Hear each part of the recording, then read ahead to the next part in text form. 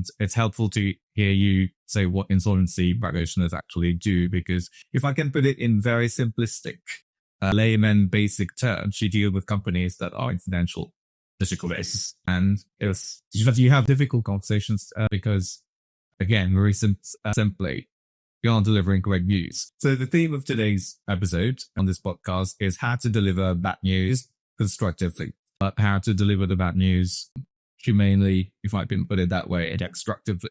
It's not only the business that is in the financial stretch, but also the creditors who have a lot to lose when a company goes bust, and employees who risk losing their jobs when the company is being closed down, for example. And as I said, in those situations, you there's some news to deliver, and how you deliver it matters a lot.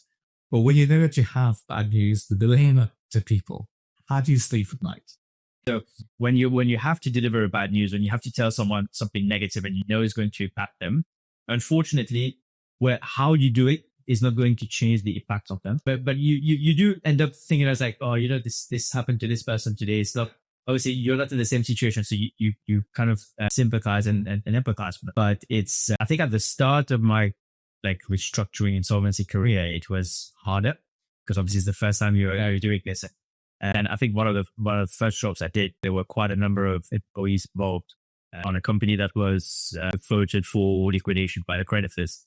And the employees, so the problem is when we come in as insolvency practitioners, they automatically they firstly see you as a bad guy. So to be able to get to that and to be able to make them understand that we are not the ones who made the company need to close out. At the start, I was spending a lot of time emotionally trying to I understand. Now I think the experience kind of made me become a bit, I wouldn't say cold, but used to it.